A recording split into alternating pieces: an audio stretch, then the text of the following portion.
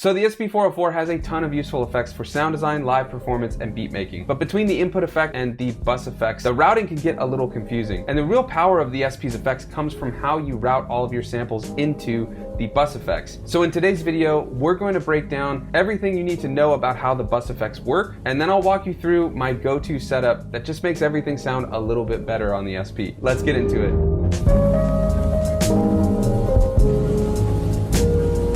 So let's get started by breaking down what exactly the bus effects are. Bus effects are like audio routing lanes. You can send different samples through each one with a dedicated effect on each bus. Then you can control how those effects flow into each other before they hit your final mix. And the SP404 has 4 main bus effects. Bus 1 and 2, which you can easily switch between right here with the pad, and you can assign different samples to different bus effects. That's why we have multiple different colors here. For me, red is bus 1, bus 2 is blue, and then the white means it's not being sent to any bus. And then if we hit shift 16, we can actually get to bus 3 and 4. Now these aren't as accessible to reach, so I like to think of bus 1 and 2 as the performance effects, and then bus 3 and 4 as the mastering chain or final bit of processing that everything is going to get sent into. So when we get into our effect settings with shift 16, you can change bus 3 and 4 presets. You can actually make multiple presets by using the enter knob, and we're going to keep it on the one we'll talk about in a little bit. But if you wanted to actually change bus 3 and 4 in one of those presets, you can use this furthest to the right knob, and you can first navigate between the settings of the effect that's set, or switch the effect by using this enter knob. And if you want to switch the effect, go to the EFX type, click the enter knob, it gets highlighted, and then you can change it over here. Now if you go into these settings down here, when you use this knob, it's going to actually affect one of the settings, so you need to make sure you navigate back up to EFX type before you change. One other thing we can do, if we go all the way to the right in the EFX settings, you can see the input effect. This is a quick way to change what we set for the input effect, but you can also access it by hitting shift external source, which is input setting, and we'll go over that in a second. But the biggest thing I want to talk about on this page is this input bus, because typically the routing for the input effect is it goes into bus 1, then bus 2, then bus 3, and bus 4. But if you look here on the input bus, you can actually change it to bus 2, which means you could have drums and some samples on an external source like the Digitact, and it can go into bus 2. Meanwhile, you can have samples on the SP being triggered by the Digitact, and on those you could add an effect like Kodama or Reverb on bus 1, so those samples on the SP will get treated, but nothing from the Digitact or bus 2 will get treated. Then we can also change where the route of our dry, the white sample pads go. So you can either have it be dry, which means it doesn't even go into bus 3 and 4. But if you're going to use my recommended settings, you'll want to switch it actually to bus 3. That way it gets sent into the mastering chain we're going to make.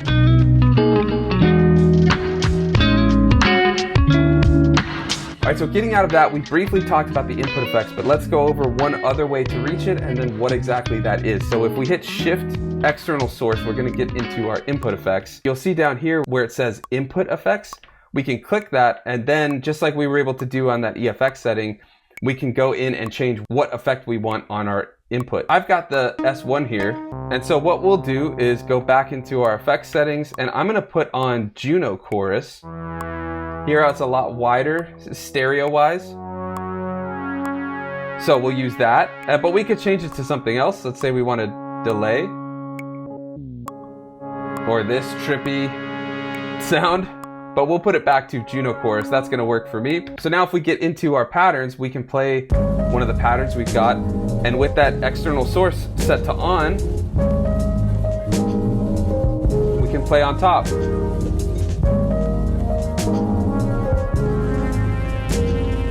Now that brings us nicely to talking about routing samples through the various bus effects. So in this pattern that we were playing, there's some sounds on bus 1, and then there's some sounds on bus 2. And so we have the drums on bank I, and they're set to blue, meaning bus 2. But over on D, we've got are melodic sounds, and they're red, meaning they're on bus 1. So what this means is that on bus 1, I could put on, let's say, a reverb, and hear the difference.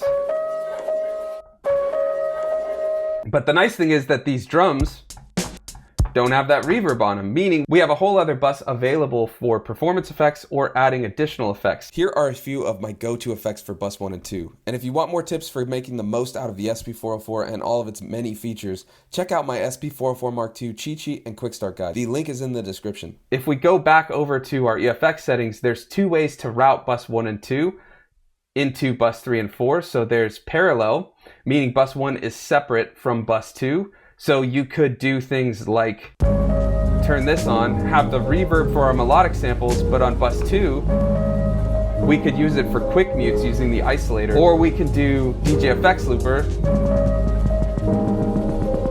but it's just treating the drums. So that's a nice way to use the parallel.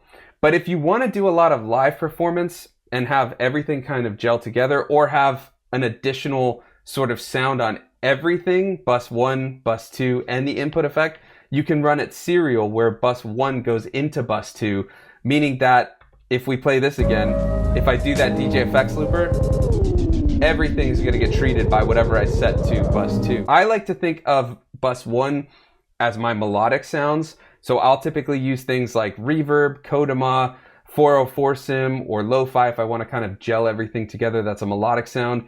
And then I use bus 2 to have my drums and bass so that none of those are hit by those reverbs and things like that. Things you don't typically want on bass and drums, but you would want on your melodic sounds. So there's a lot of different ways to approach it. Let me know in the comments which way you prefer.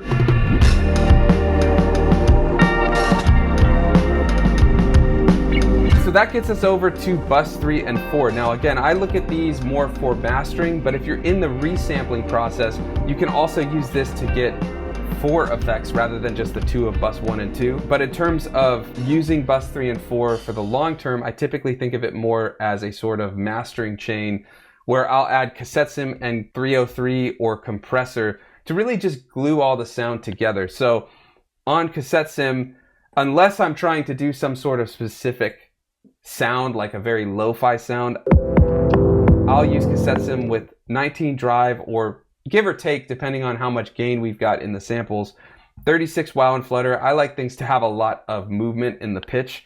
And then I never use catch because that's just not what I want. Age, you can mess with if you want it to sound warped, or tone to bring out some low end and high end and things like that. Hiss, again, I don't want much of that.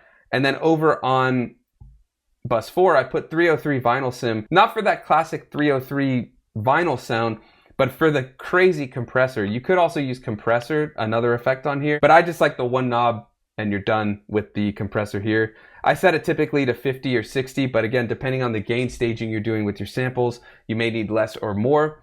Noise, I don't want any of that noise, so I set that to 0. Wow and flutter, we've got some on cassette sim, so depending on how messed up I want the sound to be, I'll either do 0 or I'll up it. If we shut that off, just listen to that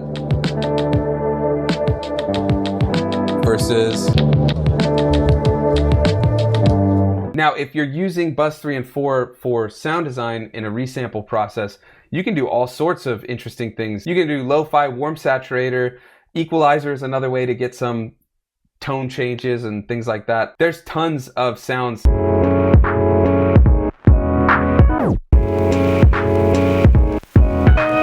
So really, using this sort of routing keeps the melodic and rhythmic elements separate, so your mix can stay a lot cleaner, and then you have a lot more control. It also lets you perform live without wrecking the mix. You can control whether you only want effects on the drum parts in a pattern, or if you want everything to have an effect being used. So that's a quick walkthrough of the SP404 bus effects, the routing for it, and one of my favorite bus effects workflows that I use on pretty much every song when I'm working in the SP. And if you want to see how I use these bus effects in an actual beat making workflow, check out this video next. Thanks for watching, and I'll see you next time.